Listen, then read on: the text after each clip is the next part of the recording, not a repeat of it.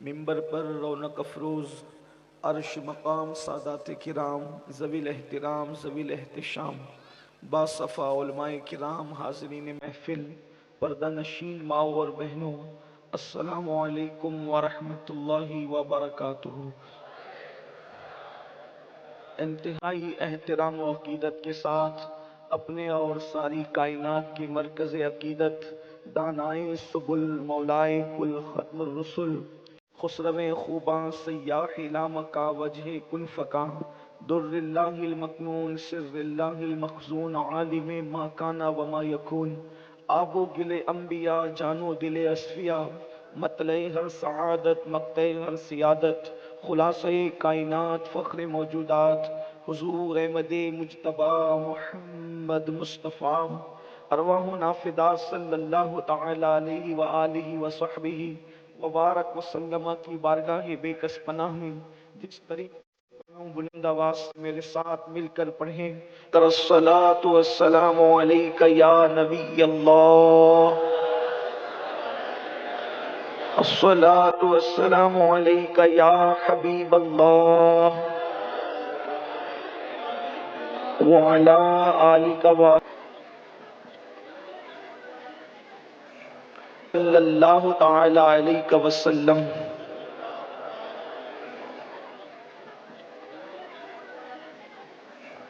ذرے جھڑ کر تیری پیزاروں کے، ذرے جھڑ کر تیری پیزاروں کے تاج سر بنتے ہیں سیاروں کے، ہم سے چوروں پہ جو فرمائے کرم خلعت زر بنے پشتاروں کے، تن من دھن تیرے قدم پر وارے کیا نصیبیں ہیں تیرے یاروں کے، صدق و عدل و کرم و ہمت میں، صدق و عدل و کرم و ہمت میں چاروں شہرے ہیں ان چاروں کے، اور بحر تسلیم علی میدان میں سر جھکے رہتے ہیں تلواروں کے، اور کیسے آقاؤں کا بندہ ہوں رضا، سبحان اللہ، کیسے آقاؤں کا بندہ ہوں رضا بول بالے میری سرکاروں کے۔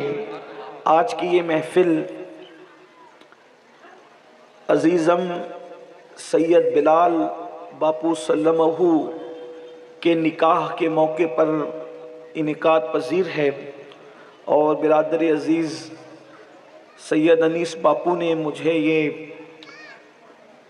بانی محفل کی خواہش ظاہر کی کہ چونکہ یہ محفل شادی کے خوشی کے موقع پر منعقد ہے، اس لیے آج کی محفل کا عنوان ہوگا علی کے ساتھ ہے زہرا کی شادی۔ سبحان اللہ سبحان اللہ۔ آج میں اپنے بھائیوں کو اور اپنی بہنوں کو یہ بتانے کی سعادت حاصل کروں گا کہ وہ نکاح جس کی بنیاد پر رسول اللہ کی نسل چلنے والی تھی، دنیا میں ایک ہی نکاح ایسا ہوا ہے جس کی بنیاد پر رسول اللہ کی پوری نسل جاری رہنے والی تھی اور چلنے والی تھی، اور وہ نکاح ہے سیدنا علی مرتضیٰ کے ساتھ سیدہ فاطمہ الزہرا کی شادی۔ ہم اس پر آج اہل سنت و جماعت کی کتابوں سے اپنے مسلک کے بزرگوں نے جو لکھا اور لکھنے کی سعادت حاصل کی ہے اس کے متعلق کچھ باتیں عرض کرنے کی سعادت حاصل کریں گے۔ اللہ تبارک و تعالی مجھے حق کہنے اور آپ سب کو حق سن کر اس پر عمل کرنے اور اسے عام کرنے کی توفیق عطا فرمائے۔ اس سے پہلے کہ میں حصول برکت کے لیے اور اپنی آخرت کو سنوارنے کے لیے ان ہستیوں کا ذکر کروں، ان کا تذکرہ کروں، پہلے آپ کے سامنے اپنے امام کے لب و لہجے میں بتانا چاہتا ہوں کہ جس زہرا پاک کی شادی پڑھنا ہے وہ سیدہ زہرا کی شان کیا ہے۔ میرے امام لکھتے ہیں سیدہ ظاہرہ طیبہ طاہرہ، سیدہ ظاہرہ طیبہ طاہرہ، جان احمد کی راحت پہ لاکھوں سلام۔ جان احمد کی راحت پہ لاکھوں سلام، اور جس کا آنچل نہ دیکھا مہو مہر نے، جس کا آنچل نہ دیکھا مہو مہر نے، اس ردائے نزاہت پہ لاکھوں سلام۔ اللہ اکبر۔ میرے پیارے آقا صلی اللہ علیہ وآلہ وسلم کے دیوانوں، آج سے پہلے آپ نے بہت لوگوں کی شادیاں سنی ہوگی کہ فلاں کے یہاں شادی ہوئی تو ایسا ہوا، فلاں کے یہاں شادی ہوئی تو ایسا ہوا، لیکن آئیے آج ہم سنتے ہیں کہ سیدہ زہرا کی شادی ہوئی تو پھر کیسے ہوا اور پھر کیا ہوا۔ لیکن اس سے پہلے جس کی شادی کا ذکر ہے، پہلے بات سمجھ میں تو آنا چاہیے کہ آخر وہ ہستی کون ہے، ان کی شان کیا ہے، ان کا مقام کیا ہے، ان کا مرتبہ کیا ہے، ان کی عظمت کیا ہے، ان کی بزرگی کیا ہے۔ اللہ اکبر۔ میرے امام لکھتے ہیں اللہ اکبر، کہتے ہیں خون خیر الرسل سے ہے جن کا خمیر، خون خیر الرسل سے ہے جن کا خمیر، ان کی بے لوث طینت پہ لاکھوں سلام، ان کی بے لوث طینت پہ لاکھوں سلام، اور آب تطہیر سے جس میں پودے جمے، آب تطہیر سے جس میں پودے جمے، اس ریاض نجابت پہ لاکھوں سلام۔ میرے پیارے آقا علیہ الصلوۃ و تسلیم کے پیارے دیوانوں، جس ذات کو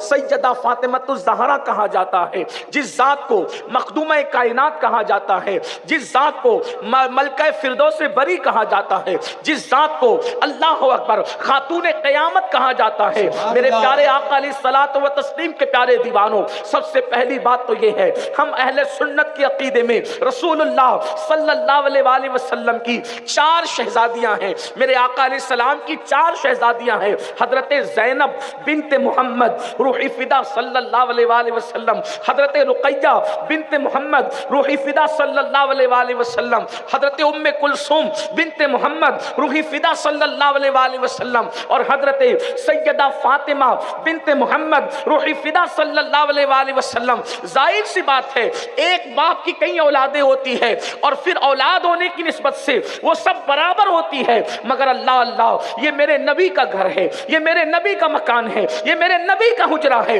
حضور کی 4 شہزادیاں ہیں اور چاروں کی عظمت سر آنکھوں پر ہے، لیکن 3 بہنیں عمر میں بڑی ہیں، مگر مرتبے کے اعتبار سے جو شان اللہ نے سیدہ فاطمہ کو عطا فرمایا ہے، جو مقام اللہ نے سیدہ فاطمہ کو عطا فرمایا ہے، اللہ اکبر، وہ فضیلتوں کی انتہا کسی کو نصیب نہ ہوگی۔ میرے آقا علیہ السلام فرماتے ہیں، بخاری شریف کی حدیث کا مفہوم ہے کہ میں نے اپنی بیٹی کا نام فاطمہ اس لیے رکھا کہ اللہ نے فاطمہ پر اور جو قیامت تک اس سے محبت کریں گے ان سب پر جہنم کی آگ کو حرام فرما دیا۔ نعرہ تکبیر، نعرہ رسالت، ذکر سیدہ کائنات۔ فاطمہ الزہرا کی محبت پر، سیدہ کی محبت پر جہنم کی آگ حرام ہونے کی بشارت مصطفیٰ جان رحمت نے عطا فرمائی۔ اب اس حدیث سے روشنی لے کر کیا ہم یہ نہ کہیں کہ اگر زمین پہ کسی کو جنتی دیکھنا ہے تو جنتیوں کی پہچان اب مشکل نہ رہی، مالک جنت نے بتا دیا، جس کو سیدہ سے محبت کرتے دیکھو سمجھ جاؤ کہ اس کا ٹھکانہ کہاں ہے۔ سبحان اللہ، سبحان اللہ۔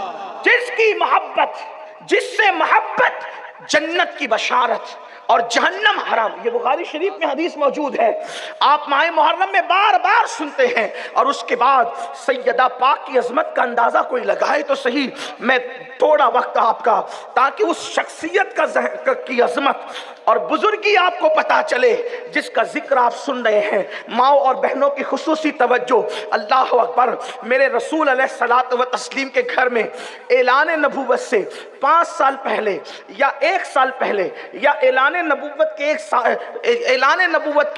1 سال کے بعد یا 2 سال کے بعد مختلف روایتیں ہیں، زیادہ تر لوگ 5 سال پہلے، کچھ لوگ 1 سال پہلے، کچھ لوگ 1 سال بعد، اس طریقے سے کہتے ہیں۔ سیدہ فاطمہ الزہرا کی ولادت ہوتی ہے، اور آپ جانتے ہیں جب بچے پیدا ہوتے ہیں تو کوئی باپ کے مشابہ ہوتا ہے، کوئی ماں کے مشابہ ہوتا ہے، کوئی دادا دادی کے مشابہ ہوتا ہے۔ سیدہ فاطمہ الزہرا ہو بہو اپنے अपने बाबा जान के मुशाबे थी, जिसकी शान अल्लाह ने ये रखी कि जिसकी मिस्ल अल्लाह ने किसी को पैदा न किया। सैयदा कायनात सैयदा फातिमतुज़ ज़हरा के बारे में उम्मुल मोमिनीन सैयदा आयशा सिद्दीक़ा रज़ी अल्लाह ताला अन्हा फरमाती हैं कि उठने में, बैठने में, चलने में, फिरने में, सखावत में, चेहरे में, मैंने बल्कि आवाज तक में मैंने सबसे ज्यादा किसी को मुशाबे देखा है तो फातिमा बिनते मोहम्मद को देखा है।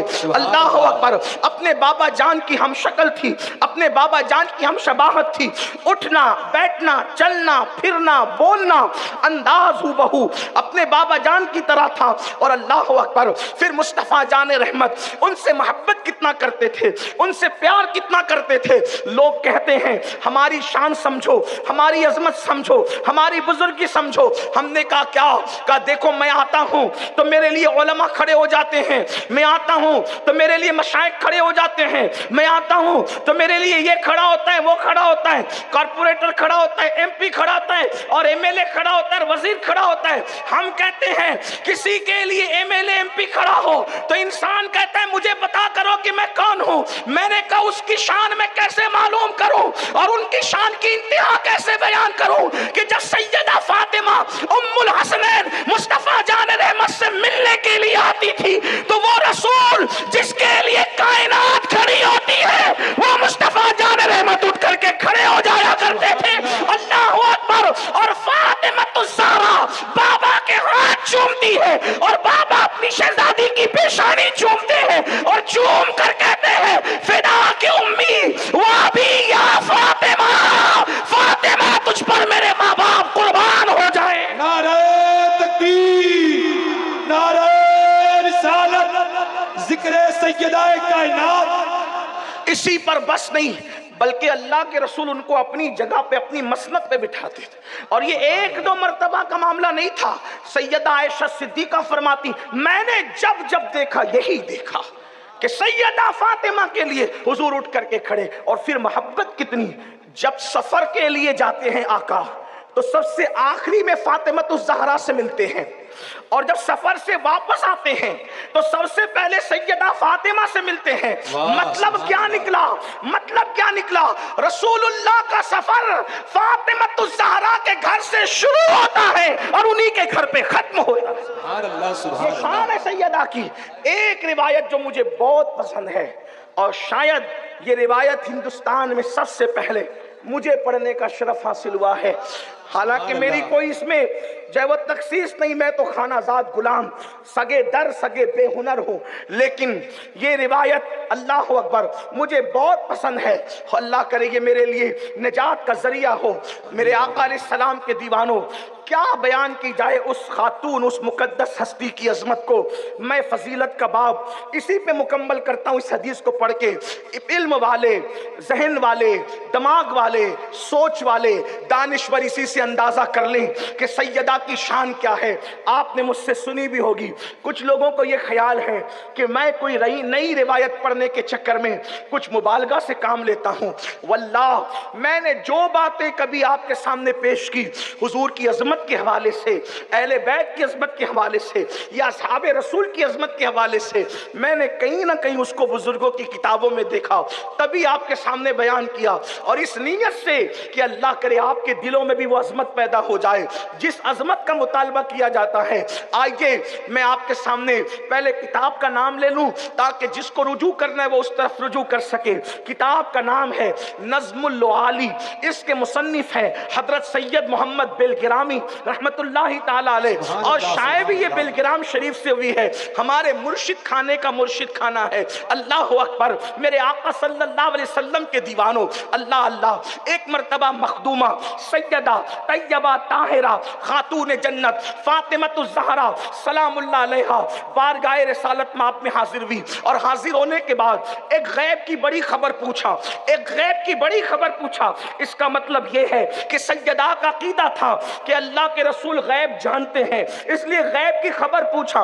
बाबा जान सबसे पहले जन्नत में कौन जाएगा? बाबा जान सबसे पहले जन्नत में कौन जाएगा? अल्लाह के रसूल गैब दा नबी मुस्तफा जान रहमत सल्लल्लाहु अलैहि वसल्लम वसल्लम ने फरमाया, हदीस जो लिखी है उसका मफहूम है, अल्फाज आगे पीछे हो सकते हैं, मफहूम यही है पूरे यकीन से जो मैं बयान कर रहा हूं। मेरे आका की बारगाह में सैयदा ने सवाल किया, बाबा जान सबसे पहले जन्नत में कौन जाएगा? मेरे और तुम्हारे सच्चे नबी ने फरमाया, बेटी तेरे बाबा के सिवा कौन है जो सबसे पहले जन्नत में जा सकता है? यानी जन्नत में सबसे पहले जो कदम रखेंगे वो कौन है? वो मुस्तफा जाने रहमत की जात है, मेरे और आपके आका की जात है। जाहिर सी बात है, मालिक जन्नत सबसे पहले जन्नत में ना जाए तो फिर जन्नत में कौन जाएगा?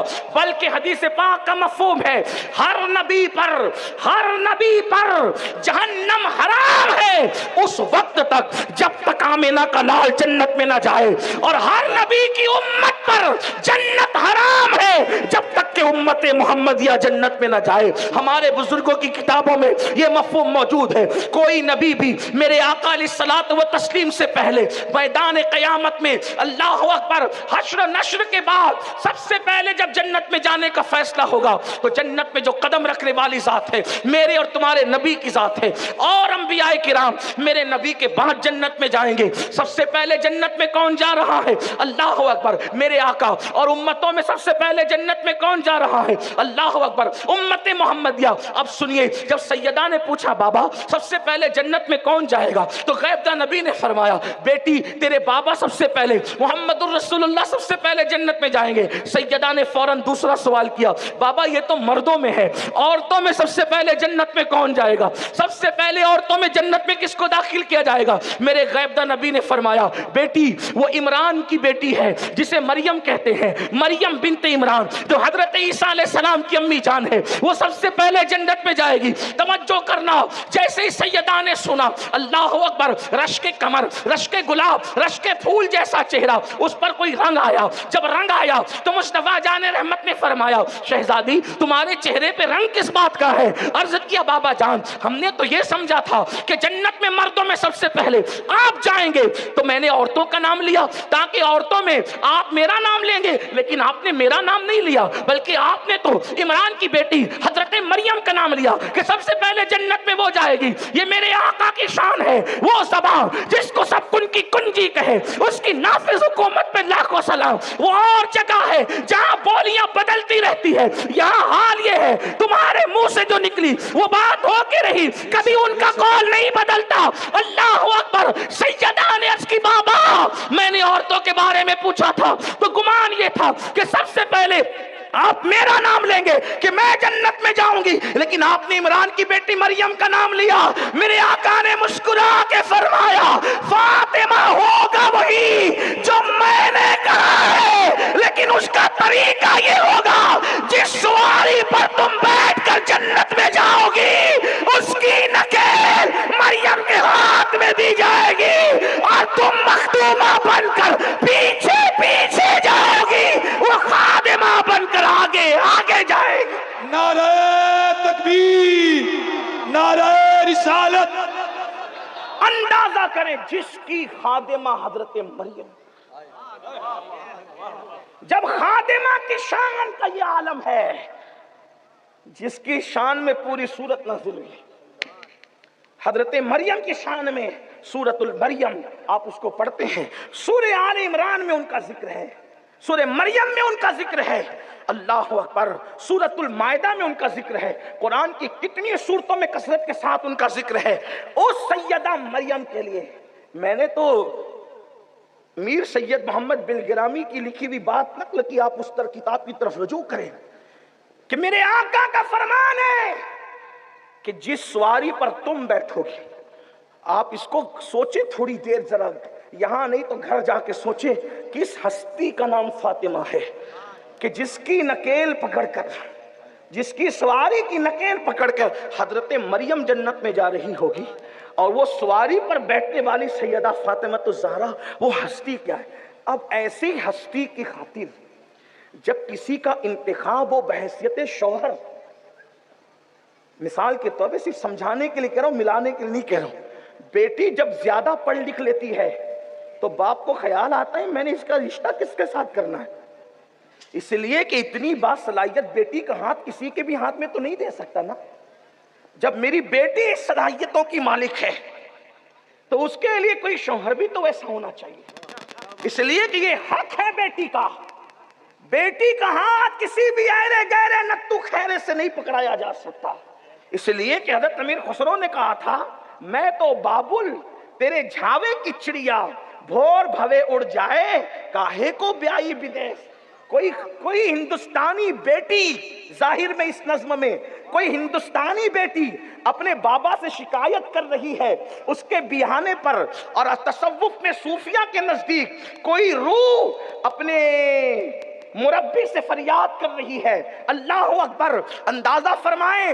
اللہ اللہ، حضرت امیر خسرو نے ہندوستانی ایک بیٹی کی مرضی کے خلاف اس کی شادی پر ایک نظم لکھی ہے، اور لکھتے ہیں اللہ اللہ کاہے کو بیائی بدیس، میں تو بابل تیرے جھاوے کی چڑیا بھور بھوے اڑ جائے کاہے کو بیائی بدیس. اور کہتے ہیں میں تو بابل تیرے کھوٹے کی گیا، میں تو بابل تیرے کھوٹے کی گیا ہاکو جدھر حق جائے رے کاہے کو بیائی بدیس. اور حضرت امیر خسرو کہتے ہیں بھائیوں کو دیے محلے دو محلے، بھائیوں کو دیے محلوں دو محلے، ہم کو دیا پردیس کاہے کو بیائی بدیس. حضرت امیر خسرو کہتے ہیں اللہ اکبر، جھاوے کا پردہ اٹھا کر جو دیکھا، ڈولی کا پردہ اٹھا کر جو دیکھا، بابل نہ بابل کا دیس کاہے کو بیائی بدیس. اللہ اکبر. حضرت امیر خسرو بھی کوئی چھوٹی موٹی ہستی نہیں ہے، کسی بیٹی کا تذکرہ کر کے اللہ اکبر فریاد روح جو ہے مکمل اپنے مرشد کی بارگاہ میں رکھتے ہیں. اسی کو دنیا ملک الشورا توتیے ہند کہتی ہے جو حضرت امیر خسرو کی ذات ہے. اللہ اکبر. بہرحال میرا عنوان حضرت خسرو نہیں، ورنہ میں کہیں اور چلا جاؤں گا. اللہ اللہ. تو بیٹی کا حق یہ ہے کہ جس شان کی بیٹی ہو اس کے لیے بر کا انتظام بھی ویسا ہی ہو، اس کے لیے شوہر کا انتظام بھی ویسا ہی ہو. ورنہ پوری زندگی بیٹیاں آنسو بہاتی ہے اور اپنے باپ کو کوستی ہے کہ مجھے کس کے حوالے کر دیا. بہت خوبصورت بیٹی اگر کسی بالکل کسی غیر معروف چہرے کے حوالے کر دیا جائے، بدصورت کی بات نہیں کرتا، کوئی غیر معروف چہرے کے حوالے کر دیا جائے تو بیٹیاں شاکی ہوتی، شکایت کرتی ہے آخر میں نے غلطی کیا کی تھی بابا کہ میرا ہاتھ کسی کے ہاتھ میں آپ نے دے دیا، بابا میں آپ پر بوجھ ہو گئی تھی کہ آپ نے میرا ہاتھ کسی کے ہاتھ میں پکڑا دیا. واللہ جب عام باپوں کے لیے یہ حال ہے تو وہ بابا جو ماں کی گود میں بھی کسی پہ ظلم نہیں کرتا، دنیا انصاف کی بات ممبروں پہ کرتی ہے اور ممبروں سے ہٹ کر حق تلفی کرتی ہے، لیکن وہ منصف اعظم، وہ انصاف کرنے والی صاحب جب حلیمہ کا دودھ پیتے ہیں تو ایک پستان چھوڑ کر کے اپنے بھائی کے لیے بتاتے ہیں کہ لوگ بڑے ہو کے انصاف نہیں کر پاتے، میں تو ماں کی گود میں بھائی کے لیے ترک پستہ کرتا ہوں. میرے امام کہتے ہیں بھائیوں کے لیے ترک پستہ کرے، دودھ پیتوں کی نسبت میں لاکھوں سلام. یہ حال ہے. اللہ اللہ. اوروں کے لیے یہ حال ہے تو شہزادی کے لیے، اور وہ بھی سب سے چہیتی شہزادی کے لیے اللہ اللہ ابھی سیدہ طیبہ طاہرہ عابدہ زاہدہ راقیہ ساجدہ نقیہ تقیہ راضیہ مرضیہ عزیرہ عالمہ غیر معلمہ ملکہ فردوس سے بڑی ملکہ کائنات خاتون جنت خاتون قیامت تمام جنتی عورتوں کی سردار سیدہ فاطمہ کا نکاح ہونا ہے. رشتہ کس کے ساتھ ہونا ہے؟ سبحان اللہ. کون شوہر بنے گا سیدہ فاطمہ؟ کس کے نصیبے میں فاطمہ الزہرا؟ اللہ اکبر. 15 سال کی عمر ہے، قرآن کہتا ہے جیسوں کے لیے ویسا. وَالطَّيِّبِينَ لِلطَّيِّبَاتِ، پاکوں کے لیے پاک، جو جتنا پاک اس کے لیے اتنا پاک. سبحان اللہ. جو جتنا پاک اس کے لیے اتنا پاک، اور خبیثوں کے لیے ناپاکوں کے لیے ناپاک، جو جتنا ناپاک اس کے لیے اتنا ناپاک. اسی لیے میں نوجوانوں سے کہتا ہوں زنا نہ کرو ورنہ کوئی جھوٹا برتن آپ کے حوالے کر دیا جائے گا، مگر وہ جو توبہ کر لے. کسی پہ پاپ کی نظر نہ ڈالو ورنہ پاپ کی نظر پڑی ہوئی چیزیں تمہارے حصے میں آئے گی. تم پاک دامن بنو، تمہارے گھر کی عورتیں پاک دامن ہو. سیدہ کا نکاح، سب سے چہیتی لاڈلی شہزادی. ہم تو سیدہ فاطمہ کو بیٹی بیٹی بولنے پر بھی احتیاط کرتے ہیں، ہاں، اس لیے کہ حضور محدث اعظم پاکستان علامہ سردار احمد محدث आजम पाकिस्तान के सामने जो हुजूर सदरुल शरिया के शागिर्द और हुजूर हुज्जतुल इस्लाम अल्लामा हामिद रजा खान साहब के मुरीद और यादगार थे, उनके सामने तकरीर करते हुए खतीब ने बार बार कहा नबी की बेटी, नबी की बेटी, नबी की बेटी। तो तकरीर के बाद, हालांकि दरमियान में नहीं टोका क्योंकि दरमियान में टोकना शरीफों का काम नहीं है, तकरीर हो गई तो उसके बाद मुहद्दिस आज़म पाकिस्तान ने कहा मेरे बेटे, ये बेटी बेटी किसके लिए कर रहा था? कहा सैयदा फातिमा के लिए। कहा बाबा तू बात किसकी कर रहा था? बेटी बेटी न कहा कर बल्कि शहजादी कहा कर। सुभान अल्लाह। लेकिन जिक्र किसका हो रहा है? कि जिक्र किसका हो रहा है? जिसके बेटों के बेटों के बेटों के बेटे ने फरमाया। क्या फरमाया? फरमाते जब तक मैं नहीं चाहता उस वक्त तक मेरा नाम किसी की जबान पे नहीं आता, और जब मेरा नाम किसी की जबान पे आता है तो फिर वो मुसीबत में नहीं रह जाता। ये किसका कौल है? ये कौल है शेख अब्दुल कादिर जिलानी, हमारे मुर्शिद गौसे आजम का। जब पोते की 11वें नंबर के पोते की शान का ये आलम है तो उनकी दादी सैयदा फातिमा की शान का आलम। बेशक बेशक, सुभान अल्लाह सुभान अल्लाह। समझते क्या है आप? सैयदाए कायनात को समझते क्या है? मैंने उनकी बारगाह में चंद मिसरे कहे थे, जब उनका जिक्र आता है तो मैं अक्सर इसको पढ़ता हूं। इसी गुजरात में एक साहबजादे एक मनकबत पढ़ रहे थे, वो किसी रावजी की लिखी हुई थी, और हमें रावजियों से चिढ़ बहुत है। मैं तो अलग माइक पे जो बात दिल के कर देता हूं, हम लोग तक़ियाबाज लोग नहीं है। हाँ, हमें रावजियों से चिढ़ बहुत है। क्यों?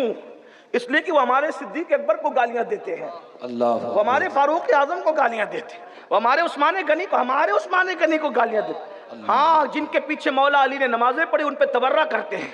हमारे गौसे आजम को वो पलीद लोग, खबीस लोग सैयद नहीं मानते, तो इसलिए हमें उनसे नफरत बहुत है। और भी बहुत से मसाइल उनके साथ हैं। तो मुझे तकलीफ हुई कि जिक्र फातिमा, इतना मुकद्दस जिक्र, किसी पलीद के कलम से कैसे पढ़ा जा रहा है। मैंने उस शहजादे से कहा न पढ़ो। उन्होंने कहा बहुत अच्छा कलाम। मैंने कहा मैं तो कोई शायर नहीं, लेकिन मैं लिख कर देता हूं, वो पढ़ा। सुभान अल्लाह। मैंने उसको कहा वो पढ़। और आपसे भी कहता हूं, हमें कोई जरूरत नहीं है रावजियों के कलाम पढ़ने की, अशार पढ़ने की, इसलिए कि उधार वो लाता है जिसके घर में नहीं होता।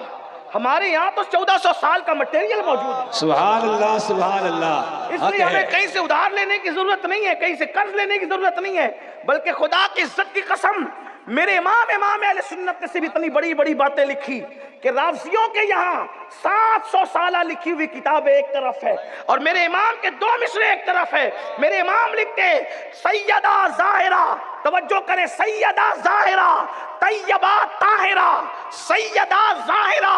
अहले इल्म की तवज्जो, हालांकि मैं गुजरात में पढ़ रहा हूँ, यहाँ के लोग उर्दू कम जानते हैं लेकिन इश्क को जरूर जानते हैं। इमाम इश्क मोहब्बत लिखते सैयदा जाहिरा तैयबा ताहिरा, जाने अहमद, जाने अहमद की राहत, जाने अहमद की राहत, जाने अहमद की राहत पे लाखों सलाम।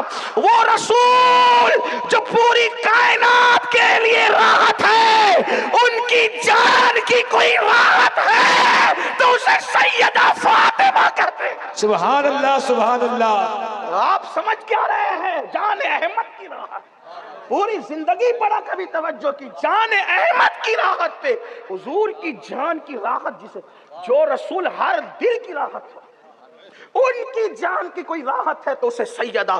क्या नाम दिया जाए जिसको देख के हुजूर राहत पाए, जिसको देख के हुजूर राहत पाए, वो सैयदा फातिमा ज़हरा।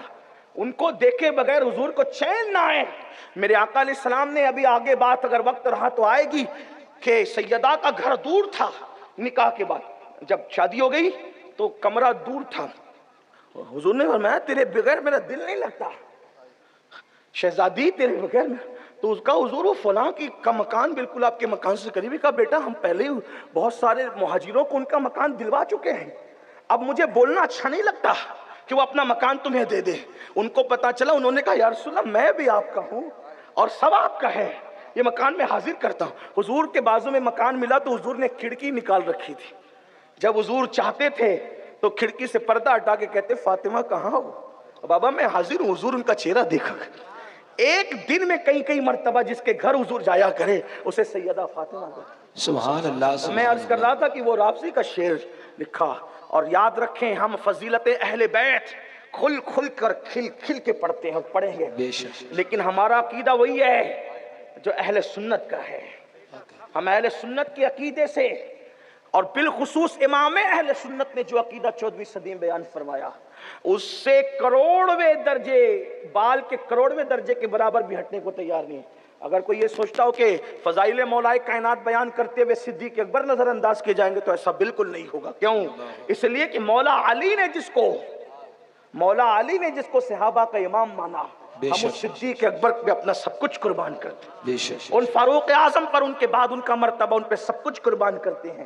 تو میں اپنی قوم کو، یہ اپنے جوانوں کو بالخصوص کہنا چاہتا ہوں، اہل بیت پڑھتے ہوئے صحابہ کی حق تلفی نہ ہونی چاہیے، اور صحابہ پڑھتے ہوئے اہل بیت کی حق تلفی بھی نہیں ہونا چاہیے. آج کل کچھ لوگوں کی طبیعت یہ ہے کہ نعرے حیدری لگنے سے ان کے منہ اترتے ہیں، ان کے چہرے اترتے ہیں، اور وہ سوچتے ہیں کہ ذکر علی ہوگا تو رافضیت پروان چڑھے گی. میں نے کہا جس کے ذکر کو رسول اللہ نے عبادت قرار دیا ہو، سبحان اللہ، اس سے رافضیت کیسے پروان چڑھ سکتی ہے؟ اللہ اکبر. احترام اور عظمت صحابہ کو دل میں رکھ کے نعرہ حیدری لگانا یعنی ذکر علی کرنا یہ عبادت ہے. بلکہ حضرت ابو سعید خدری کہتے ہیں جب منافقین نظر آنے لگے اور ڈاؤٹ فل چہرے ہو گئے تو ہم اپنے اور بیگانوں میں فرق کرنے کے لیے علی کا ذکر کرتے تھے. ذکر علی سن کے جن کے چہرے کھل جاتے تھے سمجھ جاتے تھے مومن ہے، اور جس کا منہ اتر جاتا تھا سمجھ جاتے تھے منافق ہے. نعرہ حیدری. لیکن پھر کہتا ہوں صدیق اکبر، فاروق اعظم، عثمان، شیخین کو نظر انداز، افضل البشر بعد الانبیاء بالتحقیق نظر انداز نہیں کیا جائے گا. بلکہ حضرت محدث اعظم کے چوچوی کہ چوچا شریف سے اہل سنت کا عقیدہ یوں بیان کرتے ہیں، مرتبہ حضرت صدیق کا یہ ہے. سید اپنے نسب کے ساتھ صدیق اکبر کی فضیلت بیان کر رہے ہیں تاکہ لوگوں کو پتا چلے کہ سید سچا ڈنڈی نہیں مارتا، وہ سچی بات کرتا. سبحان اللہ. مرتبہ حضرت صدیق کا یہ ہے سید، ہر فضیلت کے وہ جامع ہیں نبوت کے سوا. سبحان اللہ. بات دور نکلی، عرض کر رہا تھا سیدہ پاک جان احمد کی راحت. اب تھوڑا توجہ کر لیں، میں نے کئی جگہ یہ واقعے کا ذکر کیا تو وہ میرے نوجوان نے، حالانکہ وہ سید بادشاہ، وہ بھی نوجوان سید بادشاہ تھا، میں نے کہا سید یہ نہ پڑھ، تو کہا کہ بہت اچھی. میں نے کہا میں لکھتا ہوں، اگرچہ میں شاعر نہیں، میری اوقات تو اتنی بھی نہیں کہ میں سیدہ پاک کا نام لوں. زبان لرزتی ہے ان کا نام لیتے وقت. خدایا میری زبان پر یہ کس کا نام آیا؟ آپ سمجھتے کیا ہے جس کے اجرے میں سید الملائکہ اجازت کے بغیر نہ جائیں. میرے امام کے چھوٹے بھائی لکھتے ہیں بے اجازت ان کے گھر جبریل بھی آتے نہیں. قدر والے جانتے ہیں قدر شان اہل بیت. اللہ اکبر. تو میں نے عرض کیا تھا اس پر اور سید بادشاہ کو دیا تھا. پہلی بار اس بادشاہ نے پڑھا بھی اور میں نے سوچا کہ بس یہی میرے لیے نجات کا راستہ ہو گیا. سعادت الدارین میں امام یوسف نبہانی لکھتے ہیں، ایک شاعر تھا، اس نے اہل بیت کی شان میں ایک شعر لکھا، صرف ایک شعر. اس نے خواب دیکھا کہ قیامت بپا ہے اور اس کے گناہ کی وجہ سے جہنم میں لے جایا جا رہا ہے. اللہ کی طرف سے حکم ہوتا ہے اس کو کیوں جہنم میں لے جا رہے ہو؟ کہا یہ تو بد عمل ہے. کہا جو اہل بیت کی، میرے محبوب کی اہل بیت کی شان بیان کرے وہ بھی جہنم میں جائے گا، اسے جنت میں لے جاؤ. آنکھ کھل گئی تو انہوں نے سوچا ایک شعر لکھنے پر یہ انعام ہے، پھر پوری زندگی ذکر اہل بیت ہی کرتے رہے. سبحان اللہ. سبحان اللہ. یہ امام یوسف نبہانی نے اپنی کتاب میں لکھا، آپ اس طرف رجوع کر سکتے ہیں. تھوڑا سا ذرا آج کل اتنا بار آپ کو برداشت کرنا پڑے گا کہ میں کتابوں کا نام لے لوں، ورنہ لوگ بعد میں کلپ کاٹ کے ڈال دیتے ہیں تو پھر لوگ کہتے ہیں کہ آپ نے کہا کہاں سے، تو لوگ مسئلہ کرتے ہیں. اس لیے ساتھ ساتھ کتاب کا نام بھی لے رہا ہوں، حالانکہ اس سے تسلسل ٹوٹتا ہے تقریر کا، مگر مجبور ہیں اس لیے کہ حالات اچھے نہیں ہیں. کیونکہ لوگوں کو گلی کے ننگے دھڑنگے پیروں کا ذکر تو ہضم ہے لیکن رسول اللہ کی فضیلت ہضم نہیں، حضور کے اہل بیت کا ذکر ہضم نہیں، حضور کے پاک اصحاب کا ذکر ہضم نہیں.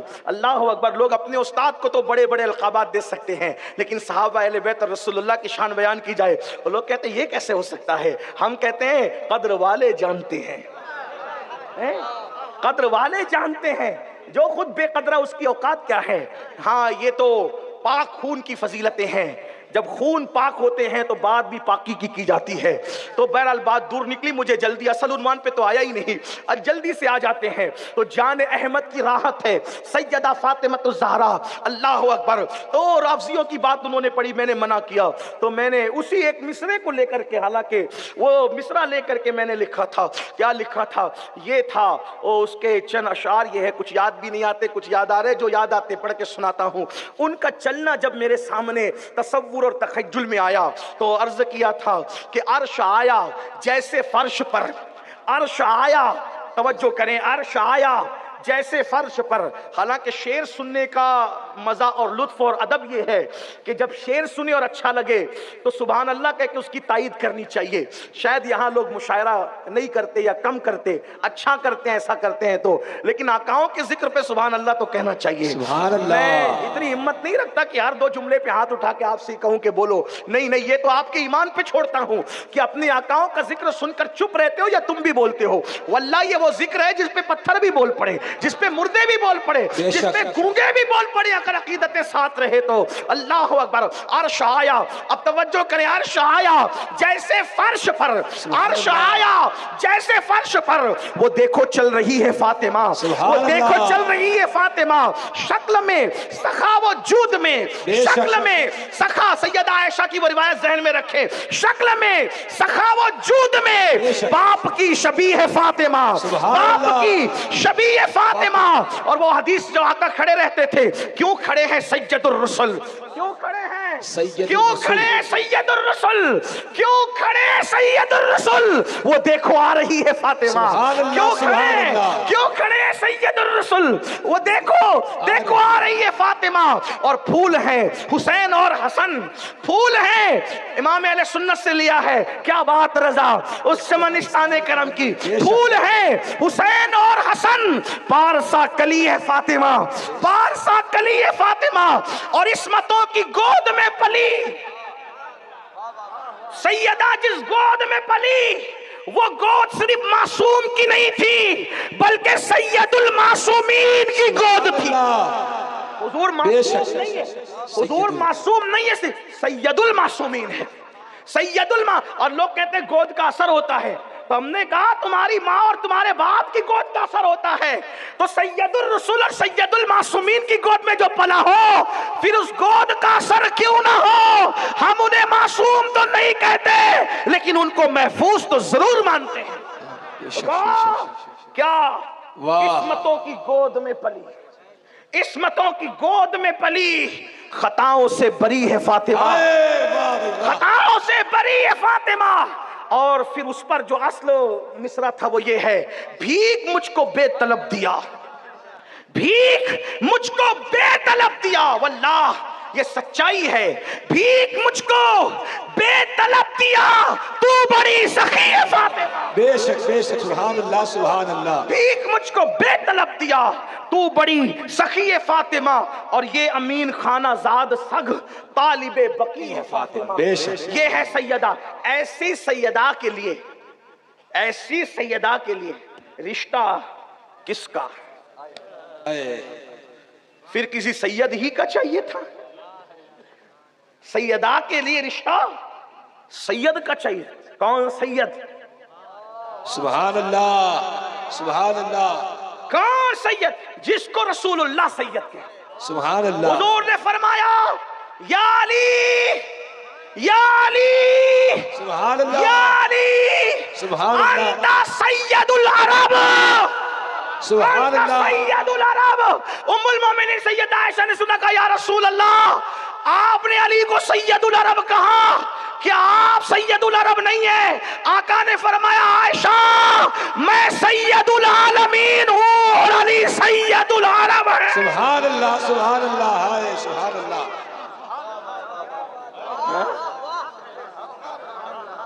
سیدہ کے لیے, سیدہ کے لیے رشتہ, جس کی قسمت میں جو لکھا ہے. جوڑے تو کہتے ہیں کہ عرش سے بنتے ہیں, لوگ کہتے ہیں عرش سے پہ بنتے ہیں, عرش سے بنتے ہیں, لیکن آسمانوں پہ جو نکاح ہوتا ہے, آسمانوں سے فیصلے ضرور ہوتے ہیں رشتوں کے, لیکن آسمانوں پہ نکاح نہیں ہوتے. بے شک. لیکن یہ وہ نکاح ہے علی کے ساتھ ہے زہرا کی. بے شک سبحان اللہ سبحان اللہ. نبی کی نسل چلنی ہے جس نکاح کے بعد. اب وہاں افضل البشر بعد الانبیاء بھی تحقیق سیدنا ابو بکر صدیق نے رشتہ مانگا. حضور سیدہ کے لیے رشتہ. آقا نے فرمایا ابو بکر بہت چہیتے پیارے ہیں لیکن مجھے انتظار ہے وحی کا. مختار کائنات اپنی شہزادی کے رشتے کے لیے انتظار وحی میں، انتظار وحی کا. یہی بات سیدنا فاروق اعظم نے کی. کوئی کمی نہیں ہے دونوں یاروں میں، پوری امت کے سردار ہیں یہ دونوں. صدیق اکبر صحابہ کے امام، ان کے بعد فاروق اعظم. کیا شان ہے ان لوگوں کی. شیخین کریمین، حضور کے دونوں وزیر. آقا نے فرمایا عمر انتظار ہے وحی کا. اور بھی روایتیں ہیں، کم عمری کا بھی تذکرہ ہوا اور بھی چیزیں، لیکن جو بات سب جگہ متفق علیہ لکھی گئی ہے کہ انتظار وحی کا، کہ ادھر سے کیا حکم آتا ہے.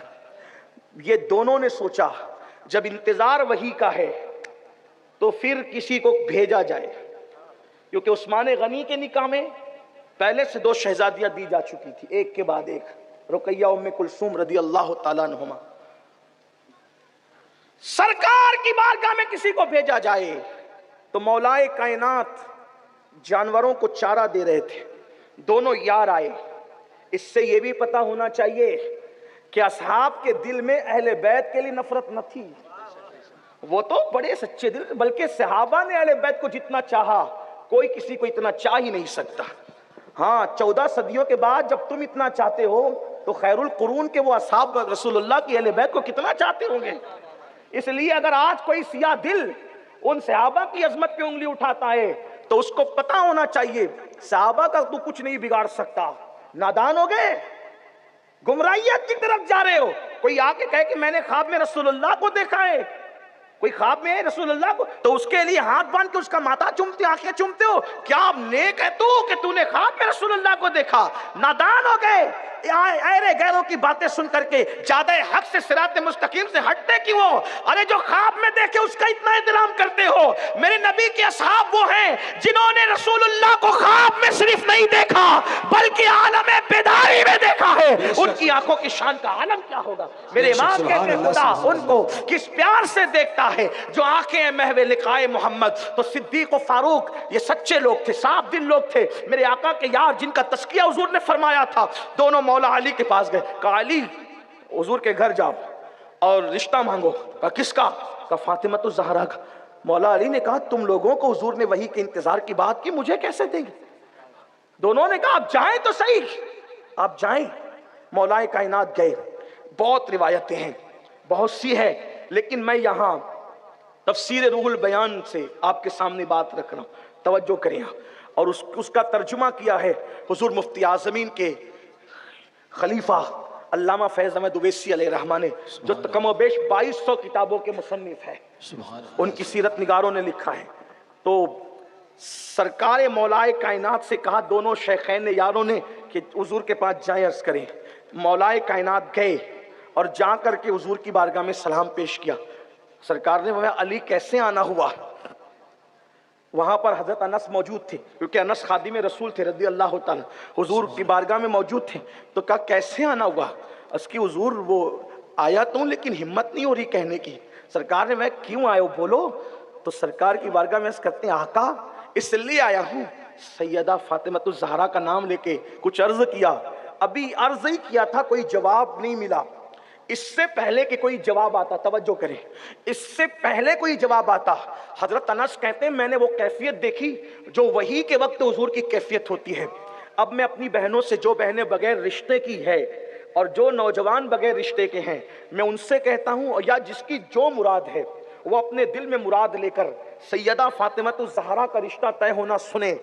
آپ کو میں ضرور کی بات کہوں گا، میری عقیدت ہے جب بھی میں ان کا ذکر کرتا ہوں جو مراد میں نے دل میں لی ہے اللہ نے کوئی میری مراد کو باقی نہیں رکھا. سبحان اللہ، سبحان اللہ. اللہ اکبر، اللہ اکبر. مولائے کائنات سیدنا علی کرم اللہ وجہہ الکریم نے ابھی نام فاطمہ لیا، کوئی جواب اس سے پہلے کہ حضور دیتے.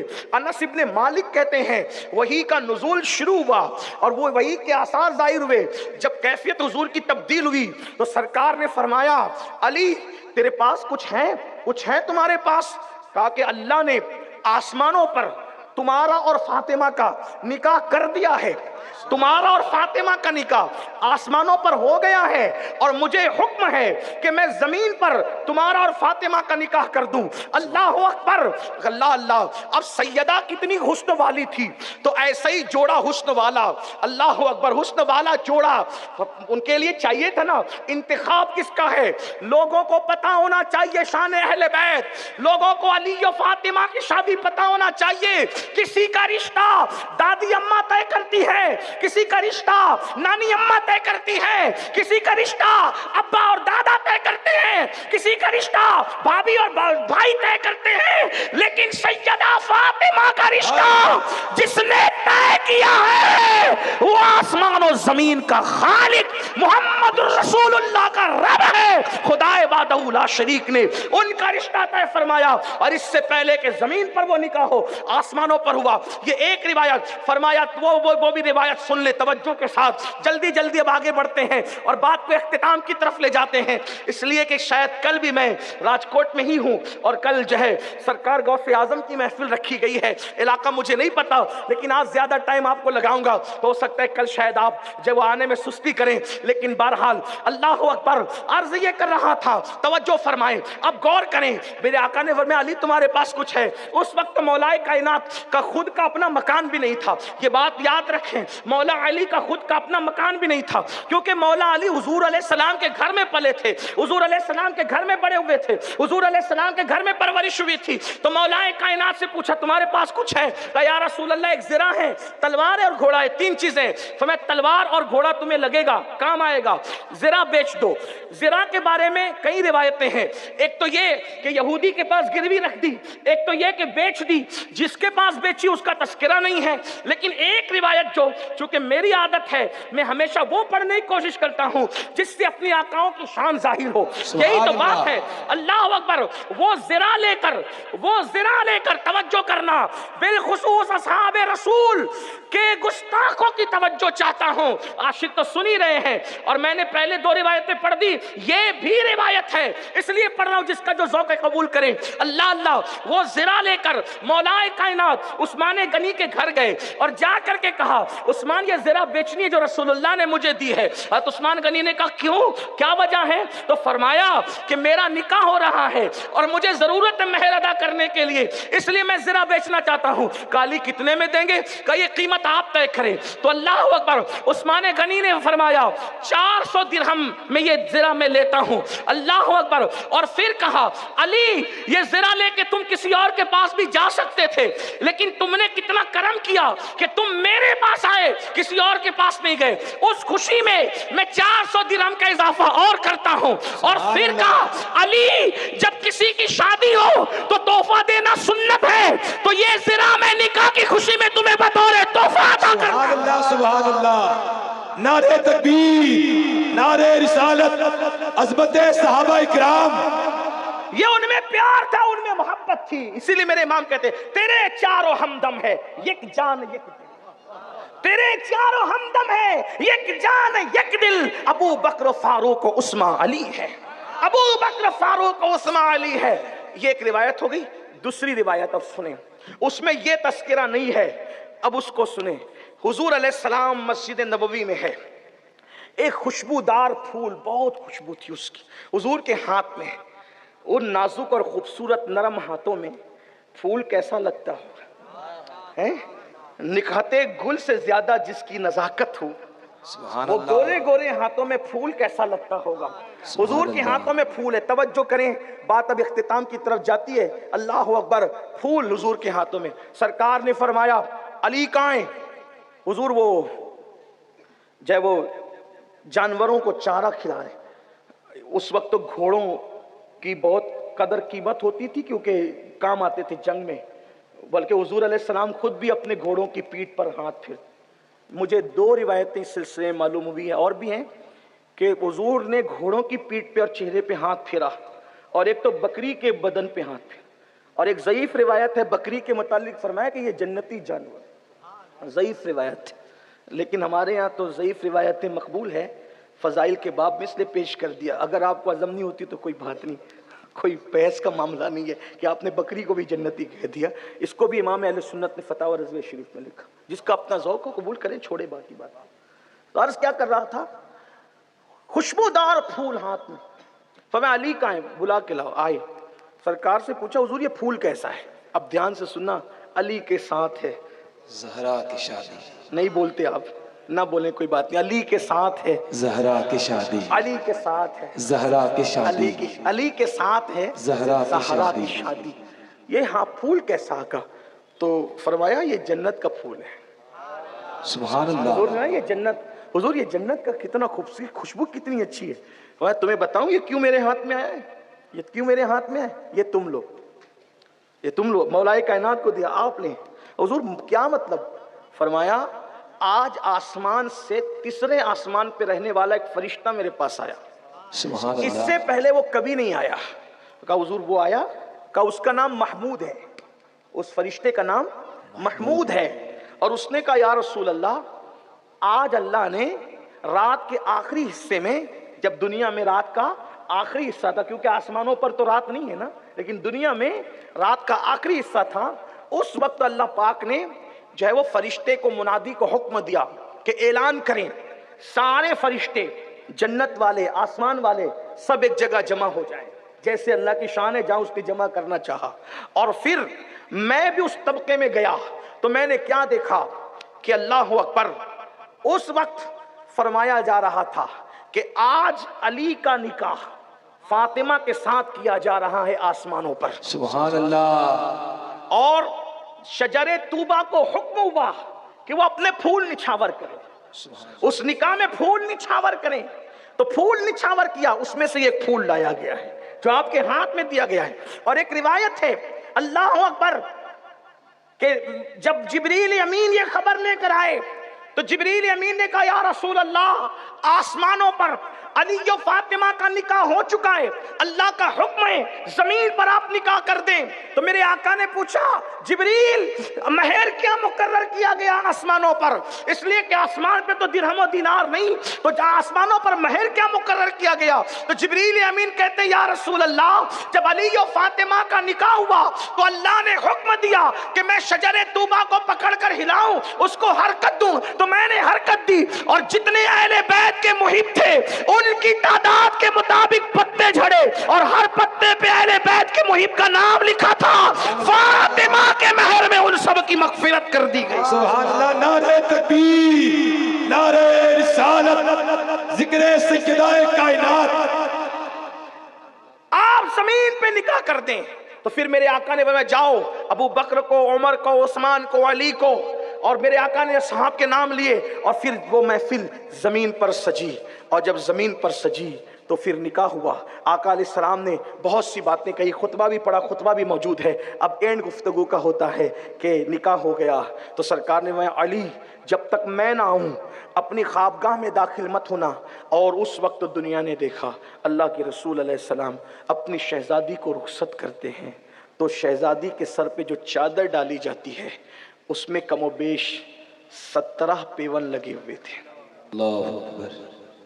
اس سادگی کے ساتھ اللہ کے رسول علیہ السلام نے اپنی شہزادی کو اپنے گھر سے یہ کہہ کے رخصت کی فاطمہ آج تیرے بابا کے پاس بظاہر اتنا ہی ہے، کاش تیری امی خدیجہ حیات ہوتی تو کچھ اور بھی انتظام کرتی، لیکن تمہارے لیے یہی ہے. میں کہتا ہوں آقا اگر چاہتے تو جنت کا لباس آتا، جنت کے جوڑے آتے، لیکن میرے آقا علیہ السلام نے اپنی شہزادی کو اتنی سادگی سے رخصت کر کے غریبوں کی غربت پر اپنی سنتوں کا پردہ ڈال دیا کہ اگر تمہاری بیٹیاں یہاں آخر میں ایک بات ضرور کہوں گا، پڑھنا چاہوں گا. اللہ اکبر. حضرت ام ایمن کہتی ہے، کئی روایتیں اس پر بھی، لیکن ایک روایت سن لیں. ام ایمن کہتی ہے جب میں نے رسول اللہ سے عرض کیا آقا ان کا بستر کیسا ہوگا تو میرے آقا علیہ السلام نے مجھ سے فرمایا ریت جما دو اور اس پر ایک چادر بچھا دو. تو ریت جمائی گئی اور اس پر بکرے کا چمڑا بچھا دیا گیا. وہی پہلی شب کا علی و فاطمہ کا بستر تھا. میں پوچھنا چاہتا ہوں جو لوگ نرم نرم گدوں پر لیٹ کر پاپ اور جرائم کرتے ہیں اور آج اہل بیت کا نام لے کر جو لوگ بدعات اور خرافات میں مبتلا ہیں، ان سے ایک سوال کرنا چاہتا ہوں. صرف اہل بیت کی محبت شربت کھچڑا اور ہاتھ چومنا ہے؟ ان کی زندگی کو اپنانا نہیں؟ آپ کہیں گے کیا؟ جتنے غیر شادی شدہ نوجوان ہیں ان سے میری گزارش کی توجہ کریں، اور جو لوگ اپنے بیٹوں کی شادی کرنے کا پلان رکھتے ہیں، خاص طور پہ عورتیں، ان سے میری گزارش. جب اللہ کے رسول اپنی شہزادی کو رخصت کر رہے تھے تو حضور نے ایک چادر ڈالی اور اپنی شہزادی کو رخصت کیا. کچھ لوگوں نے جہیز کا تذکرہ کیا کہ میرے آقا نے اپنی شہزادی کو جہیز دیا. یہاں پر کوئی بحث مباحثہ مناظرہ ایسا کچھ بھی نہیں. پھر کہتا ہوں صوفیہ کا غلام ہوں، کوئی خطیب ادیب کوئی مفکر مدبر نہیں. صرف آپ کو اگر میری بات اچھی لگے تو قبول کرنا ورنہ چھوڑ دینا. حضور علیہ السلام کے بارے میں کہا جاتا ہے کہ حضور نے اپنی شہزادی سیدہ فاطمہ کو جہیز دیا، پھر اس میں ایک فہرست ہے، چکی دی، چمڑے کا بستر دیا اور چولہا تھا اور برتن تھے، کٹورا تھا وغیرہ وغیرہ. حالانکہ اگر آپ اس کو غور سے پڑھیں تو اللہ کے رسول علیہ السلام نے اپنی شہزادی کو کوئی جہیز نہیں دیا. یہ بات سنیں آپ، پہلے سن لیں پوری. اب کوئی، میں کبھی نہیں کہتا لیکن آج کہتا ہوں، جب تک یہ بات میری مت سننا، اٹھ کے مت جانا، ٹھیک؟ حضور علیہ السلام نے اپنی شہزادی کو کوئی جہیز نہیں دیا. کیونکہ آج جو ہم کہتے ہیں نا کہ یہ جہیز دیا، تو پھر 5 برتن کا ذکر ہم بیان کرتے ہیں، تو پھر لڑکے والے کہتے ہیں جب حضور نے اپنی شہزادی کو دیا تو پھر آپ بھی ہمیں دیں. کار بھی مانگی جاتی ہے، سونے کی انگوٹھی مانگی جاتی ہے، اور پھر پتہ نہیں کیا کیا. آپ کے گجرات میں کیا ہے مجھے نہیں پتا، لیکن پورے ہندوستان کے اندر توجہ کرنا، سیدہ فاطمہ سے اگر دلوں میں محبت ہے، مولائے کائنات سے محبت ہے، تو آج آپ یہ کہتے ہیں کہ مسلمانوں کی بیٹیاں اوروں کے ہاتھ میں ہاتھ دے کر کے بھاگ رہی ہے. تو کیوں بھاگ رہی ہے؟ یہی جہیز کی لعنت ہے جو تم نے گڑ رکھی ہے. کیونکہ اس کے باپ کے پاس غربت کی وجہ سے دینے کو بھیک کے طور پہ کوئی کار نہیں، کوئی مکان نہیں، کوئی محل نہیں، کوئی کروڑوں روپے نہیں. تو لوگ تو بہت سارے علاقوں کے جہیز نہیں مانگتے، کچھ تو مانگ رہے، اور جو نہیں مانگتے وہ اس لیے نہیں مانگتے کہ وہ لوگ ان گھروں میں جاتے ہی نہیں رشتہ لے کر جہاں سے جہیز ملنے کی امید نہیں رہتی، بلکہ انہی گھروں کے چکر لگاتے ہیں. عورتیں خاص طور پہ سن لیں، میں اپنی ماں اور بہنوں کی توجہ چاہتا ہوں. میری بہنوں، جہیز کے لالچ میں اپنے بیٹوں کو مت بیچو. غریبوں کی بچیاں گھر میں لاؤ، ان کی غریبوں کی فکر کو دور کر دو. اگر تم نے بغیر جہیز کے غریب کی بیٹی اپنے گھر میں لائی اور اس غریب کی فکر کو دور کر دیا تو ہوگا کیا؟ جہیز والے کے گھر سے جہیز لاؤ گی تو تمہیں جہیز ملے گا، لیکن غریب کی فکر دور کر دو گی تو تمہیں سیدہ فاطمہ کی نگاہ عنایت نصیب ہوگی. جہیز کے برتن ختم ہو سکتے ہیں، فاطمہ کی نظر کرم کا کبھی خاتمہ نہیں ہو سکتا. بے شک سبحان اللہ سبحان اللہ. مبارکباد پیش کرتا ہوں سید بلال باپو، ان کے والد کو، ان کے گھرانے کو، کہ آج جس شادی میں میں آیا ہوں اس شادی کا حال یہ ہے جس میں آپ سب آئے ہیں کہ بیٹی والوں سے کچھ نہیں لیا گیا ہے، اور کہا گیا ہے صرف بیٹی دو، بیٹی کے علاوہ کچھ نہ دو. لیکن آپ کہتے ہیں جہیز دیا. 30-35 سال کی بیٹیاں گھروں میں بیٹھی ہے، ان کو رشتے نہیں آ رہے. کیوں؟ کیونکہ پیسے نہیں ہیں، دولت نہیں ہے. اب میں ان بھاگنے والی بیٹیوں کی تائید تو نہیں کرتا، لیکن اتنا ضرور کہتا ہوں، جب ایک بیٹی دیکھتی ہے کہ میرا باپ راتوں کو بستر پہ کروٹیں بدلتا ہے، میری ماں راتوں کو بستر پہ کروٹیں بدلتی ہے، اور کوئی مسلمان بھکاری کے یہاں سے مجھے رشتہ نہیں آتا کیونکہ اس کو جہیز کی بھیک چاہیے، اس کو جہیز کی خیرات چاہیے، وہ دلہن لینے نہیں بلکہ بھیک لینے نکلا ہے، تو لڑکیاں حساس ہوتی ہے، بیٹی اپنے باپ سے زیادہ پیار کرتی ہے، اسی لیے پھر وہ فیصلہ کرتی ہے یا تو خودکشی کر لے، یا تو وہ مر جائے، یا تو وہ کسی کا ہاتھ پکڑ کے چلی جائے، کم سے کم ماں باپ کی فکر تو دور ہو جائے۔ اس کا ذمہ دار کون ہے؟ اس کے ذمہ دار آپ اور ہم ہیں، اس لیے کہ ہم نے معاشرے میں ایک تو جہیز کو پروموٹ کر رکھا ہے، اور دوسرا بات یہ ہے ہم اپنی بیٹی کا جہیز تو جماتے ہیں لیکن دوسرے پڑوس کی بیٹی کا خیال نہیں کرتے۔ میں کہتا ہوں مالداروں، شادی کے دن مت دو یار، کسی اور دن بلا کر کے بیٹی کا پورا گھر بھر دو، لیکن جہیز کا بائیکاٹ کرو، جہیز کا بائیکاٹ کرو۔ اب میں جو بات آپ کے پاس رکھنا چاہتا ہوں آخری میں یہ ہے، رسول اللہ نے اپنی شہزادی کو کوئی جہیز نہیں دیا، لیکن اس کی ایک تفصیل سن لیں۔ آپ کہیں گے علامہ نعیمی نے لکھا، فلاں نے لکھا، یہ سب میرے آقا لوگ ہیں، ان کی میری کوئی علمی حیثیت ان کے سامنے نہیں ہے، لیکن میری گزارش ہے تھوڑا اللہ نے عقل دی ہے تو اس پہ تو انہوں نے جو لکھا صحیح لکھا، لیکن سوچنے میں تھوڑی سی آپ کو اپنی سوچ کو پروموٹ کرنا ہوگا۔ توجہ کریں، پہلی بات تو عرب میں جہیز کا کوئی دستور نہیں تھا، کوئی جہیز کا دستور نہیں تھا۔ یہ جہیز کا تصور ہندوستان میں ہے، اور ہندوستان میں بھی ان کے پاس ہے جن کے درمیان آپ رہتے ہیں۔ ہمارے یہاں جہیز کا کوئی تصور، ورنہ حضور علیہ السلام نے کم و بیش 11 شادیاں کی، اور آپ یہ نہ سمجھیں کہ جن سے شادیاں کی وہ معاذ اللہ کوئی غریب فقیر لوگ تھے، نہیں۔ حضور علیہ السلام نے پہلا نکاح کیا ملکہ فردوس سے بری سیدہ خدیجہ سے، ملکہ جن کو ملکہ تجار کہتے، ملکہ تجار، پورے مکے میں ان کے گھر سے بڑا مالدار کوئی نہیں تھا، ٹھیک۔ حضرت ام حبیبہ سے نکاح کیا، ان کے والد مکے کے سرداروں میں تھے۔ حضرت صفیہ سے نکاح کیا، ان کے والد خیبر کے سردار تھے، قبیلے کے سردار تھے۔ آپ دیکھیں حضور علیہ الصلوۃ والتسلیم کے نکاح بڑے خاندانوں میں ہوئے ہیں۔ 11 میں ایک جگہ تو جہیز لیا ہوتا، اگر عرب میں دستور ہوتا تو، فکر نہیں، لیا نہیں مگر دیا، تو اس کا مطلب یہ کہ لینا سنت نہیں ہے، دینا سنت ہے، اس لیے دے رہے ہیں۔ میں نے کہا یہ بھی سنت نہیں۔ توجہ کریں، بات اتنی ہے، اگر یہ چکی، یہ کٹورا، یہ چمڑا، یہ سب نظر میں رکھے فہرست، بات یہ تھی حضور علیہ السلام نے جہیز سیدہ فاطمہ کو نہیں دیا۔ کس کو دیا؟ چونکہ حضور علیہ السلام نے مولائے کائنات کو اپنے بیٹے کی حیثیت سے پالا تھا، اپنے گھر میں پرورش کی تھی، تو اگر علی مرتضیٰ کا نکاح بفرض محال کہہ رہا ہوں، بفرض محال، اگر علی مرتضیٰ کا نکاح سیدہ فاطمہ کے ساتھ نہ بھی ہوتا تو چونکہ ان کی تعلیم، ان کی تربیت، ان کو پڑھانا، ان کو لکھانا، ان کو پالنا یہ حضور نے اپنے ذمے لیا تھا۔ آپ وہ تاریخ دیکھیں کہ حضرت نے چچا حضرت عباس سے کہا تھا، چچا میرے چچا حضرت ابو طالب کے بچے زیادہ ہیں، تو حضرت ابو طالب کا بوجھ کم کر لیتے ہیں، ہم ان کے بچے بانٹ لیتے ہیں، ان کی پرورش کرتے ہیں۔ تو حضرت ابو طالب کے ایک شہزادے حضرت جعفر کو حضرت عباس نے لے کے پالا، اور مولا علی کو حضور نے لیا بچپنے سے، تو پالا حضور نے، پڑھایا حضور نے، تربیت کی حضور نے، حضور کے گھر میں پلے بڑے۔ تو اب اگر علی مرتضیٰ کا نکاح کسی اور کے ساتھ بھی ہوتا تو گھر کا انتظام کس نے کرنا تھا؟ جس نے پالا اسی نے کرنا تھا۔ برتنوں کا انتظام کس نے کرنا تھا؟ جس نے پالا اسی نے کرنا تھا۔ تو میرے آقا نے بیٹی کو جہیز نہیں دیا بلکہ بھائی کا گھر بسانے کے لیے، چونکہ نیا گھر تھا، نیا مہمان تھا اور گھر میں سامان نہیں تھا، تو حضور نے بیٹی کو جہیز نہیں بلکہ بھائی کے لیے انتظام فرمایا۔ اب اگر کوئی راجکوٹ والا کرنا چاہتا ہے تو میں کہتا ہوں بیٹی کے جہیز کے لیے مجھے کوئی بات نہیں، لیکن اگر اتنا دل بڑا ہے تو اپنے بھائی کے لیے انتظام کیا کرو، کیونکہ حضور نے تو بھائی کے لیے کیا، بھائی کے لیے کیا۔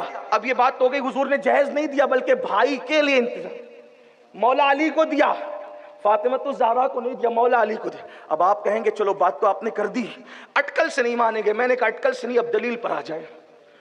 اہل سنت کے نزدیک حضور کی ایک شہزادی نہیں ہے، 4 شہزادیاں ہیں، ٹھیک؟ اب دھیان سے سننا، شہزادیاں کتنی ہیں؟ 4۔ اور حضور کا انصاف کیا ہے؟ توجہ، ایک عورت سیدہ عائشہ کے پاس آئی، ام المومنین سیدہ عائشہ کے پاس۔ دل سے سننا، آپ پر یہ باتیں گرا گزرتی مجھے معلوم ہے، نعرے والی باتوں پر خوش ہوتے ہو، عمل کی باتوں پر بے چین ہوتے ہو، مجھے پتا ہے، کیونکہ اس میں مفاد پر ٹھیس ہے نا، جہیز بند ہو رہا ہے تو کچھ لوگوں پر تو گرا ہوگا۔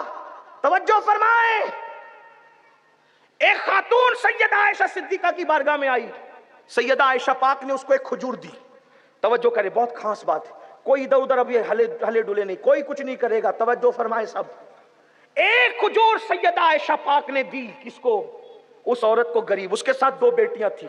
اس نے دونوں کھجوروں کو برابر کیا اور بیٹیوں میں تقسیم کیا. ٹھیک. یہ واقعہ میرے آقا سے سیدہ عائشہ صدیقہ نے بیان کیا. تو آقا کا جواب کیا تھا؟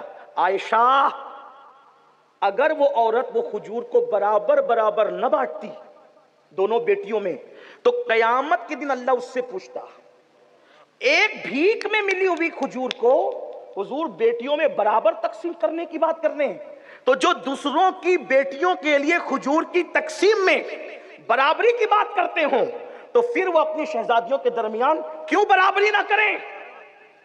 تو اب حضور کی ایک نہیں 4 شہزادیاں، 4.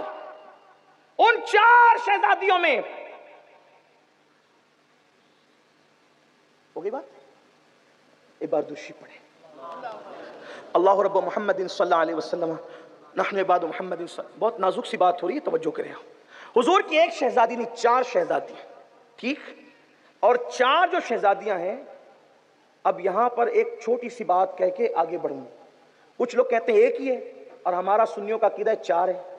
4 شہزادیاں ہیں، وہ ہم قرآن سے سمجھتے ہیں. کیوں؟ کیونکہ قرآن کہتا ہے، قرآن میں اللہ پاک فرماتا ہے، اے میرے نبی، اے میرے نبی، آپ فرما دے، قل، اے محبوب آپ فرما دے، لِأَزْوَاجِكَ، قل لِأَزْوَاجِكَ وَبَنَاتِكَ وَنِسَاءِ الْمُؤْمِنِينَ. 3 طبقوں سے حضور نے مخاطب ہونے کا اپنے محبوب کو، اللہ پاک نے اپنے محبوب کو 3 طبقے سے مخاطب ہونے کا حکم دیا. قل لِأَزْوَاجِكَ، جو آپ کی بیویاں ہیں ان سے کہیں، وَبَنَاتِكَ، اور جو آپ کی بیٹیاں ہیں ان سے کہیں، وَنِسَاءِ الْمُؤْمِنِينَ، اور مومن عورتوں سے کہیں، جو مومنوں کی عورتیں ان سے کہیں. اب کیا کہیں وہ ابھی مضمون پردے کا آگے آ رہا ہے، لیکن یہاں کیا بات ہو رہی ہے؟ کل ازواجکا و بناتکا. بناتکا جو تھوڑی بھی عربی جانتے ہیں، بناتکا قرآن کہہ رہا ہے. لے ازواجکا، آپ کی بیویوں سے کہیں. دیکھو ہر زبان میں ایک واحد ہوتا ہے اور ایک جمع ہوتا ہے، صحیح. لیکن یہ عربی کی خصوصیت ہے، اس میں واحد ہے، واحد کے بعد جمع نہیں ہے، بلکہ واحد کے بعد تثنیہ ہے. یعنی ایک کے لیے الگ الفاظ، 2 کے لیے الگ الفاظ، اور اس کے بعد پھر ایک واحد، ایک جمع، ایک واحد، ایک تثنیہ، اور تثنیہ کے بعد جمع، اور جمع میں بھی ہے جمع قلت اور جمع کثرت.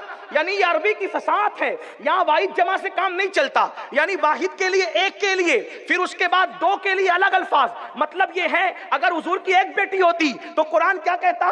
وہ بنتکا، اپنی بیٹی سے کہیں. اور اگر 2 ہوتی تو اللہ تبارک و تعالیٰ پھر واحد نہیں بلکہ تثنیہ سے بیان فرماتا. لیکن یہاں نہ واحد ہے نہ تثنیہ ہے، بلکہ یہاں کیا ہے؟ جمع ہے. جمع، اور جمع اگر جمع قلت لے لیں تو جمع قلت کی شروعات کم سے کم 3 سے ہوتی ہے اور زیادہ سے زیادہ 9 پر ہوتی ہے. تو اب پتا چلا کہ رسول اللہ کی بیٹیاں ایک نہیں ہیں، کم سے کم 3 ماننی پڑے گی، تبھی جا کر کے بناتکا آئے گا. اسی لیے قرآن سے ہم سنیوں کا عقیدہ پتا چلتا ہے کہ حضور کی ایک شہزادی نہیں تھی بلکہ 4 شہزادیاں تھیں.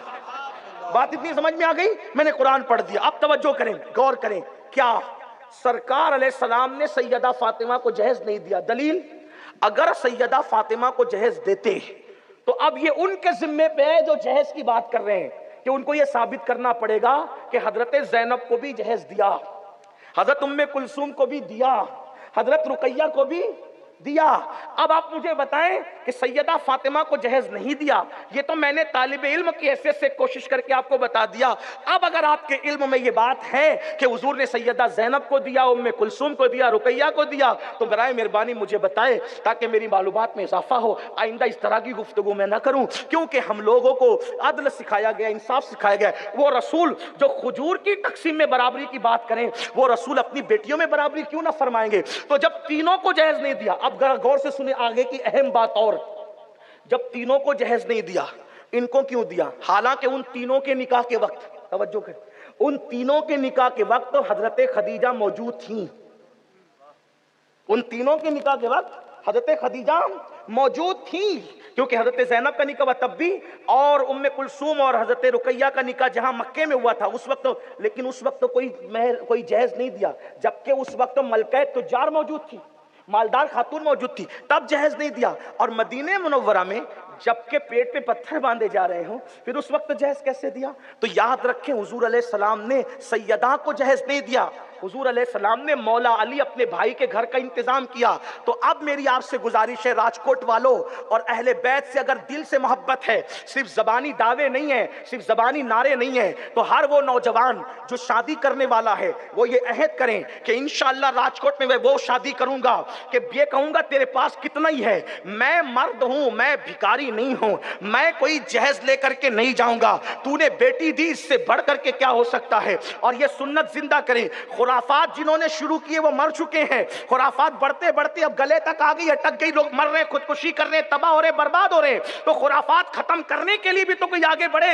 آپ شروع کرو گے انشاءاللہ یہ آگے بڑھے گے اور انشاءاللہ جہیز کا خاتمہ ہوگا. اور جو لوگ جوان ہیں وہ گھر پہ یہ بات رکھیں، نہ میں امیر دیکھوں گا نہ میں غریب دیکھوں گا، بلکہ میں تو جو پسند آئے گی اس کے ساتھ شادی کروں گا، شرط یہ کہ وہ دیندار ہو. اور ایک بات اور عرض کرنا چاہتا ہوں، اب جہیز کا خاتمہ کرو، اور جو لوگ دولت مند ہیں، جو بیٹوں کی شادیاں کرنے نکلے، ان سے گزارش ہے، بیٹوں والوں سے، بیٹی والے تو بیچارے مجبور ہیں، لیکن بیٹے والوں سے کہ ہم کچھ نہیں لیں گے، انشاءاللہ تمہارے گھر میں برکت دیکھنا. اور اگر ایسا نہیں کیا تو معاشرہ تباہ ہوگا، معاشرہ برباد ہوگا. اور دوسری اور آخری بات یہ ہے کہ آج ہر آدمی برادری لے کے بیٹھا ہے، برادری میں رشتہ آئے گا تو دوں گا تو دوں گا. پھر بیٹیاں 30 35 سال کی ہو رہی ہیں، پھر رشتے نہیں آتے ہیں، عمر ڈھل جاتی ہے. میری گزارش ہے رشتوں میں اب برادری مت دیکھو، صرف عاشق رسول سنی صحیح العقیدہ دیکھ کر کے رشتے کر دو. کیونکہ حضرت سلمان فارسی سے پوچھا گیا آپ کی برادری کیا ہے، تو سلمان فارسی نے کہا میں محمدی اور مصطفی ہوں. صرف ایمان اور عقیدہ دیکھو، رشتے کر دو. کوئی کچھ کہے آر مت کرنا، کوئی کچھ کہے. آپ کو پتہ ہے حضرت زینب بنت حجش کا نکاح میرے آقا نے حضرت زید سے کروایا، جبکہ حضرت زید آزاد کردہ غلام تھے. ٹھیک اسی طریقے سے بعد میں حضرت زید کا نکاح ام ایمن سے ہوا. برادریاں مت دیکھو. اگر آپ کو برا لگتا ہے تو میں صرف اتنا کہتا ہوں، جس کے دل میں حضور کا عشق ہے اس سے بڑھ کر کے اور کون اعلیٰ ہو سکتا ہے. اور میرے آقا نے فرمایا کلکم من آدم و آدم من تراب، کہ تم سب آدم کی اولاد ہو اور اللہ نے آدم کو مٹی سے پیدا کیا. اگر ہم نے یہ سوچ شروع کر دی تو انشاءاللہ ہماری جو بیٹیاں اوروں کے ساتھ بھاگ رہی ہے یہ سب کچھ نہیں ہوگا. اور آپ کو بتاؤں پوری تفصیل ہے، پھر بہت کچھ کہا جا سکتا ہے، لیکن آج کا خاص پیغام سیدہ فاطمۃ الزہرا کے نکاح کی برکتوں سے جو بیان ہوئی، تو یہ گزارش کرتا ہوں ہر جوان دل میں عہد کرے کہ انشاءاللہ میں جہیز نہیں لوں گا، سسرال سے کتنا بھی اصرار ہوگا جہیز نہیں لوں گا. اور جو لوگ بیٹوں کی شادی کرنے والے ہیں وہ بھی ہم جہیز کا بائیکاٹ کریں گے. بعد میں لین دین چلتا رہے گا، زندگی تھوڑی 1-2 دن کی ہے، یا ٹی وی سیریل کی طرح تھوڑی آدھے گھنٹے کی فلم ہے. ہماری زندگی تو پوری زندگی ہے، لینے دینے کے موقع آئیں گے، بعد میں کرتے رہنا، لیکن نکاح کے وقت خاتمہ کرو. کیا میں پوچھنا چاہتا ہوں آج علی کے ساتھ ہے زہرا کی شادی، آپ نے جو سنا ہے اس میں کیا آپ یہ ارادہ کرتے ہیں وہ نوجوان کہ انشاءاللہ شادی کریں گے تو جہیز نہیں لیں گے، اور جو اپنے بیٹوں کی شادی کریں گے تو جہیز نہیں لیں گے؟ علی و فاطمہ کے نام پہ، پنجتن کے نام پہ کتنے لوگ ہاتھ اٹھا کر آج سے وعدہ کرتے ہیں کہ جہیز کا خاتمہ کریں گے انشاءاللہ؟ ذرا اٹھائیں تو دیکھیں ہاتھ چومنے والے کتنے ہیں، شربت اور کھچڑے والے کتنے ہیں، اور دل سے عقیدت والے کتنے ہیں. ممبر والے بھی باہر نہیں ہیں. مولوی صاحبان، میرے بھائیوں، میں آپ کی جوتیاں سیدھی کرنے والا ہوں، ذرا میں بھی تو دیکھوں. ستاروں کے آگے جہاں اور بھی ہے، اٹھائیں ذرا، فرشتوں گواہ بنائیں. اس ستارے میں بھی کئی بار کر چکا ہوں تقریر کرتے وقت، ابھی پھر کرتا ہوں انشاءاللہ. کچھ لوگ نہیں اٹھا رہے ہاتھ، تھوڑے شرما رہے ہیں. ہاں عباس کا نام لیتے ہیں ہاتھ نہیں اٹھاتے ہو، غازی عباس کا نام لے کے ہاتھ. میری نظریں ہیں، کچھ میرے چھوٹے ہیں کچھ میرے بڑے ہیں، لیکن ہیں تو سب میرے بھائی. یہ سادات کو بھی چاہیے، اس لیے کہ علی و فاطمہ کے طریقے پر سادات نہ چلیں گے تو کون چلے. ہاتھ اٹھائیں، اٹھا کے رکھیں. اب میں دعا کرتا ہوں اے اللہ یہ ہاتھ حضرات علی و فاطمہ اور پنجتن کے نام پہ اٹھے مولا اور جہیز کا بائیکاٹ کرنا چاہتے ہیں مولا، جہیز والوں کو جو ملتا ہے اس سے زیادہ پنجتن کے نام پہ ان جہیز کا بائیکاٹ کرنے والوں کو عطا فرما، ان کی نسلوں کو عطا فرما، اور ہاتھ اٹھانا ہمارا کام ہے، اس کی لاج رکھنا تیرے کرم پر ہے مولا، ہم سب کو عمل کی توفیق عطا فرما۔ اگر عورتیں کہے گی نہیں ہمیں تو چاہیے، تو عورتوں سے بھی کہتا ہوں سیدہ فاطمہ کو منہ کیا دکھاؤ گی؟ جہیز کم بہو جہیز کم لاتی تو اتنا تانا دیتی ہو، لڑتی جھگڑتی ہو، بڑی تو اتنا لائی تو نے کتنا لائی، چھوٹی تو اتنا لائی تو نے تو اتنا لائی، بھکارن مت بنو، ارے سمدھیانے کی بھکارن نہ بنو، اگر بھکارن بننا ہے تو فاطمہ الزہرا کی بھکارن، سمدھیانے سے ملے گا تو محدود ملے گا، سیدہ دے گی تو نسلوں کو کام آئے گا، بھیک مجھ کو بے طلب دیا تو بڑی سخی ہے فاطمہ، کیا بات رضا، اس چمنستان کرم کی زہرا ہے کلی جس میں حسین اور حسن پھول۔ دوران گفتگو کوئی غلطی ہو تو اللہ معاف فرمائے، استغفر اللہ ربی من کل ذنب و اتوب الیہ وما علینا الا البلاغ۔ السلام علیکم ورحمۃ اللہ۔